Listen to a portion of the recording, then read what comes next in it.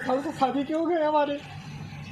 Sir मैं कहाँ जाऊँ। एक मनीष दुबे सर कमांडेंट है, उन्हीं साथ उनका अवैध संबंध है। मैंने सर उनको 22 फरवरी को रंगे हाथ अपने आवास पे पकड़ लिया था।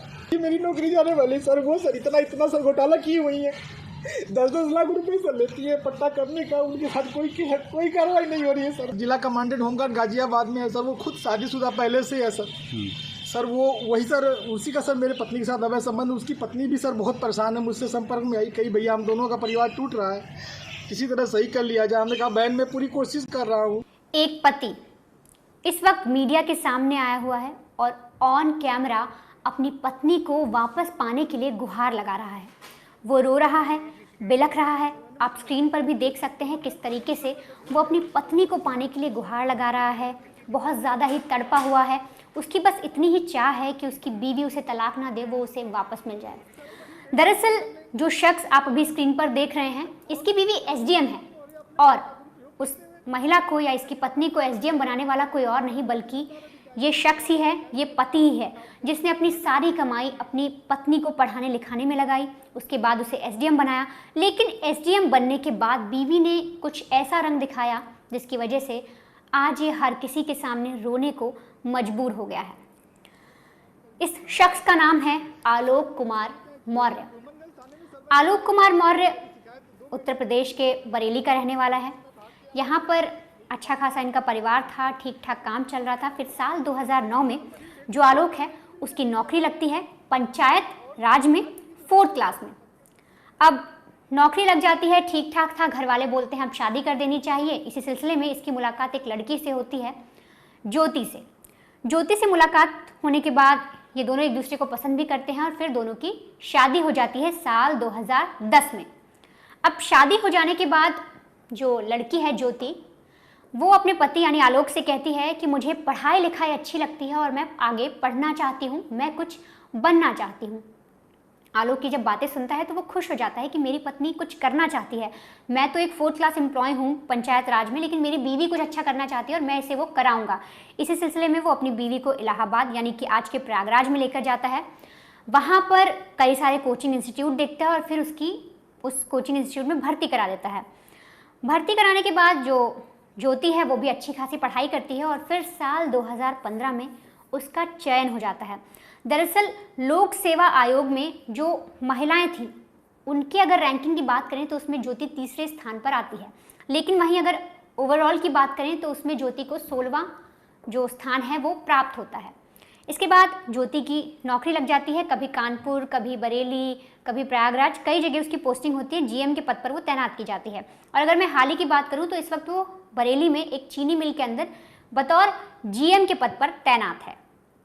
अब यहाँ तक ठीक था, ज्योति की नौकरी लग गई, उसका पति भी खुश था, घर में हर कोई खुश थे, मिठाई बांटी गई कि हमारी जो बहू है हमारे घर की वो एसडीएम बन गई। पति भी खुश था कि मेरी बीवी एसडीएम बन गई है।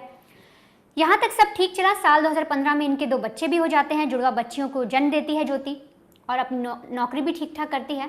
साल 2020 तक इनकी ज़िंदगी बहुत अच्छे से चलती है, लेकिन 2020 में फेसबुक के ज़रिए जो ज्योति है उसकी दोस्ती या यूँ कहें एक बातचीत शुरू हो जाती है गाज़ियाबाद के जिला कमांडेंट होमगार्ड से। बातचीत शुरू होती है तो इन दोनों के बीच में कुछ ज़्यादा ही क्लोज बातें हो जाती हैं। अब ऐसा कहना है आलोक का। आलोक इस वक्त जो मीडिया के सामने आया है और रो रहा है, वो इस वक्त आरोप लगा रहा है कि मैंने अपनी पत्नी को पढ़ाया लिखाया, उसे एसडीएम बनाया और आज वो मुझे ही तलाक देने की बात कह रही है किसी और के लिए। आलोक का कहना है कि साल 2020 में जब ज्योति का किसी और के साथ रिलेशन बना या ज्योति जब किसी और के साथ बातचीत करने लगी, एक जिला कमांडेंट जो होमगार्ड है उसके साथ बातचीत करने लगी, तो मैंने उसके चैट्स पढ़े। चैट्स कैसे पढ़े? आलोक का जो आरोप है वो ये कह रहा है कि एक दिन जो ज्योति ने अपने घर के फ़ोन से फेसबुक को लॉगिन किया और वो लॉग आउट करना भूल गई। बड़ी देर तक फ़ोन रखा था, मैंने ओपन कर लिया और फिर मैंने जब चैट्स देखे तो मेरे पाँव तले ज़मीन खिसक गई। वो चैट्स काफ़ी अश्लील थे, इन दोनों की बहुत क्लोज तरीके से बातचीत हो रही थी, अश्लील चैट्स थी और वो देखकर मेरा माथा ठनक गया। इसके बाद मैंने ज्योति से कई चीज़ें पूछी भी तो लड़ाई झगड़ा शुरू हो गया। फिर ये मुझे धमकाने लगी, मुझे बोलने लगी कि मैं तुमसे तलाक लेना चाहती हूँ। और यहाँ तक कि आलोक है वो कह रहा है कि ज्योति का परिवार और जो वो होमगार्ड है वो मुझ पर आरोप लगा रहा है कि तुम ही गलत हो। और साथ ही वो ये लोग कह रहे हैं कि मुझे ही सुनिए कि आलोक किस तरीके से परेशान है, कितना वो प्रताड़ित हो चुका है और किस तरीके से वो अपनी बीवी को वापस चाह रहा है और उसके साथ क्या क्या हुआ शादी के बाद। जब उसने अपनी पत्नी को पढ़ाया लिखाया, वो एसडीएम बन गई, उसके बाद से उसकी लाइफ में क्या हुआ। क्या मामला है? आप कह रहे हैं कि जिस लड़की को आपने पढ़ा लिखा करके एसडीएम बनाया वो आपकी जान की प्यासी हो रही है, क्या पूरा मामला? सर इसका सर मेन कारण सर है मनीष दुबे के साथ उनका अवैध संबंध। सर जिसकी जानकारी सर हमें करीब साल भर पहले हुई, लेकिन सर उन्होंने कहा कि दोस्ती है। खैर सर हमारी पत्नी सर एसडीएम थी, उस समय इलाहाबाद प्रयागराज में सोराम तहसील में रहीं। तो मैंने कहा सर बड़े पद पे हैं, दोस्ती तो हो ही सकती है सर, अधिकारियों से बात साथ बैठना उठना हो। तो मैंने सर उन्होंने मैं ये कह के टाल दिया, तो सर मैंने ध्यान नहीं दिया। सर इसकी भनक सर मुझे उसका ये जो शक था वो विश्वास सर 22 फरवरी को हुआ, जब मनीष दुबे गाजियाबाद से चलकर सर मेरे आवास एलनगंज स्थित सरकारी आवास पे आया और इनके साथ एक साथ कमरे में मैंने इनको देखा अवैध संबंध बनाते हुए। तब से सर ये मनीष दुबे और ज्योति मौर्य मेरे जान के पीछे पड़ गई हैं। कौन है? पूरी कहानी बताइए, क्या मामला है? सर 2010 में ज्योति मौर्य के साथ मेरी शादी हुई सर। मैं सर पंचायत राज विभाग में सर 2009 में सेलेक्ट हुआ प्रतापगढ़ में सर, वहीं पे नौकरी कर रहा हूँ सर। और 2010 में इनसे 19 नवंबर को मेरी शादी हुई और सर उसके बाद हमारे संबंध बहुत अच्छे रहे। इन्होंने कहा मुझे पढ़ना है सर, मैं इनको पढ़ाने के लिए मैं इलाहाबाद लेके आया और इलाहाबाद में सर द काउंसिल कोचिंग है, वहाँ पे इलाहाबाद की सबसे अच्छी कोचिंग थी। मैंने वहाँ पे किसी तरह सर पिताजी के सहयोग से, भाइयों के सहयोग से और यहाँ तक कि मैंने अपने डीपीआरओ साहब के सहयोग से पैसा उधार लेके इनको कोचिंग कराया और सर ये मेहनत भी की सर और सक्सेस भी हुई। 2015 में ये सर एसडीएम पद पे चयन हुई, 16वीं रैंक इनकी आई। सर बहुत ही खुशी का माहौल हुआ कि हम एक छोटे पद पे रहते हुए अपनी पत्नी को इतना आगे ले गए। वो भी बहुत खुश थी, पूरा परिवार खुश था। और सर 2015 में ही मेरी सर भगवान की दया से मुझे इतनी खुशी मिली कि मेरी 2 जुड़वा बिटिया भी हुई और जिनका नाम हंसी खुशी मैंने रखा, क्योंकि उस समय खुशी का माहौल चल रहा था सर। और सर बहुत अच्छा चल रहा था। लेकिन सर 2020 में ये मनीष दुबे जो जिला कमांडेंट होमगार्ड है, उसकी एंट्री होती है हम दोनों पति पत्नी के बीच में। और सर घर इतनी तबाही पे पहुंच चुका है कि घर तो टूट ही रहा है, बच्चे तो दूर हो ही रहे हैं, पत्नी दूर हो ही रही है सर। यहाँ तक कि मैं मुकदमा भी मेरे ऊपर हो गया है और मेरी मौत की साजिश भी रची जा रही है। क्या धमकी, आपको कोई धमकी दी उन्होंने? हाँ सर, उन्होंने फ़ोन पे सर अभी 1 हफ्ते पहले फ़ोन पे सर उन्होंने हमारे गांव के किसी लड़के से बात की, तो उसने मुझे कॉन्फ्रेंस किया। तो उन्होंने उस पर कहा कि तो जो तुम काम कर रहे हो, जो ये जांचें करा रहे हो या करा रहे हो, इसके कारण तुम्हारी जल्दी से तुम मर जाओगे। हमने कहा ठीक है आप मरवा दीजिए। तो मैं नहीं मरवा रही हूँ, जो करवा रहे हो इसके कारण मारे जाओगे। हत्या की धमकी दी है? जी सर, हत्या की। और सर उनका भाई सर सचिन मौर्य है सर, वो मेरे घर से सर रखे मेरे काफ़ी जो कुछ पैसे थे, जेवरात थे, वो सर लेके चला गया। मेरे सर उसकी वीडियो बना के भेजा कि मैं लेके जा रहा हूँ, जो करना हो कर लीजिए। और सर मुझे चैटिंग लिख के भेजा है कि आपका व्हाट्सअप सब कुछ गायब कर दूंगा, हैक कर लिया हूँ, जो सेव करना हो सेव कर लीजिए। और सर उसने क्या किया कि मेरी सिम भी अपने पास रख लिया है, रख के यूज कर रहा है। मेरा बैंक अकाउंट है उसमें जुड़ा हुआ है सब कुछ, लेकिन सर वो मेरी जान पे सब लोग तुले हुए हैं सर। क्या वो आपसे तलाक मांग रही है? हाँ सर, उन्होंने मुझसे ऑडियो के माध्यम से कहा है, मुझे अभी तक कुछ ऐसा नोटिस तो नहीं मिला है, लेकिन सर उन्होंने कहा है कि तलाक प्यार से दे दीजिए, बवाल मत करिए, नहीं तो मैं आपको बर्बाद कर दूंगी। आपके डीपीआरओ से बात हो गई है, आपको बर्खास्त करा दूंगी, न नौकरी करने दूंगी न जीने दूंगी। आपने इसकी शिकायत कहाँ? सर इसकी शिकायत मैंने सर्वप्रथम सर उसी दिन धूमनगंज एसएचओ साहब से की। उन्होंने मुझे राजरूपुर पुलिस चौकी भेजा, मैं राजरूपुर पुलिस चौकी पे आवेदन दिया, लेकिन सर कोई सुनवाई नहीं हुई। फिर सर उसके बाद मैंने ये 25 अप्रैल की बात है, फिर मैंने 27 अप्रैल को सर उनको ये रजिस्ट्री के माध्यम से सर उनको भेजा, कमिश्नर साहब को भेजा, डीएम साहब खत्री साहब के यहाँ मैं खुद स्वयं उपस्थित हुआ हूँ। उनसे मैंने बात की कि सर आपके एसडीएम साहब हैं, ऐसा कर रही हैं। तो उन्होंने कहा ठीक है मैं कार्रवाई करवाता हूँ। फिर मैं कमिश्नर साहब के यहाँ गया, कमिश्नर साहब को दिया, पुलिस कमिश्नर साहब के यहाँ उपस्थित हुआ, उनको दिया। फिर कहीं सुनवाई नहीं हुई तो सर मैं डीजीपी साहब के पास गया, डीजीपी साहब ने मेरे बात को संज्ञान में लिया, लेकिन फिर भी सर आवेदन ले लिया गया, कोई कार्रवाई नहीं हुई। उसके बाद सर मैं DG home guard BK Maurya sir के पास गया। उनके यहाँ से मुझे सर कुछ उम्मीद की लौ दिखाई दी, क्योंकि उन्होंने मेरे आवेदन को तुरंत संज्ञान में लिया और टीम गठित कर दी है। डीआईजी इलाहाबाद उसकी जांच कर रहे हैं। मुझे सर कुछ उम्मीद लग रही है कि मुझे कहीं न कहीं हो सकता है न्याय मिले और मेरी जान बच जाए। तो सुना आपने आलोक ने क्या कुछ कहा। आलोक ने बताया कि साल 2022 में 22 दिसंबर के दिन लखनऊ के एक होटल में वो अपनी बीवी को उस होमगार्ड, जिला कमांडेंट होमगार्ड जो आदमी था, उसके साथ रंगे हाथों पकड़ लेता है, आपत्तिजनक हालत में पकड़ लेता है, जिसके बाद वो काफ़ी ज़्यादा झगड़ा होता है। और ऐसे में जो होमगार्ड है और जो उसकी बीवी है वो उसे धमकी दे देते हैं कि वो उसे जान से मार देंगे। यहाँ तक कि ये सारी बातें आ चुकी हैं। हाल ही में जो आलोक है वो अभी जो जिला कमांडेंट का एक आयोग होता है वहाँ पर गया, वहाँ पर उसने अर्जी लगाई है, वहाँ पर उसने जो जिला कमांडेंट होमगार्ड था, जो आदमी जिसकी वजह से इसकी बीवी अब इससे दूर हुई है, उसके खिलाफ भी शिकायत दर्ज कराई है। साथ ही अपनी बीवी के खिलाफ भी कई सारी शिकायतें दर्ज कराई हैं। और जो इनकी व्हाट्सएप चैट और फेसबुक की जो जितनी चैट्स इसके हाथ में लगी आलोक के, वो भी इसने उन्हें मुहैया कराई है। साथ ही मैं आपको एक और बहुत अहम चीज़ बताऊँ कि आलोक ने अपनी बीवी की एक 100 पन्नों की डायरी जो है वो पुलिस को सौंपी है, वो दी है उन्हें। और उसने कहा है कि जो मेरी बीवी है वो अवैध तरीके से वसूली भी करती थी।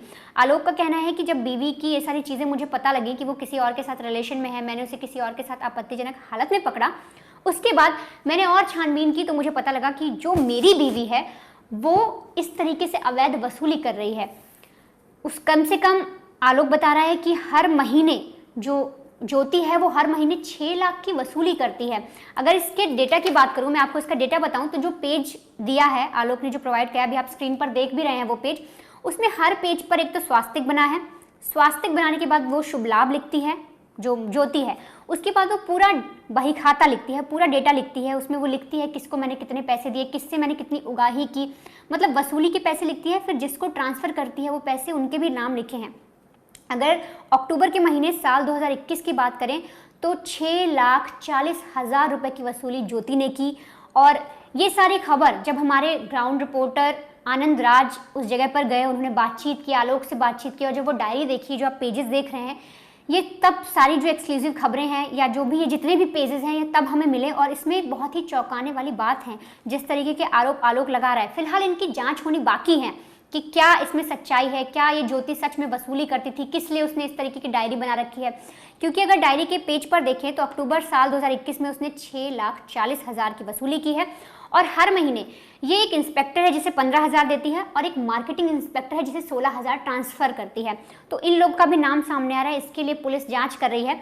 लेकिन ऐसे में जब ज्योति का पक्ष जानने की कोशिश की और ज्योति के बारे में पता लगाने की कोशिश किया कि ज्योति मौर्य जो है वो क्या कह रहे हैं इन मामलों में, उनके पति ने उन पर इस तरीके से आरोप लगा दिया है, तो एसडीएम मैडम जो हैं, एसडीएम साहिबा हैं जो हैं, उनका क्या कहना है।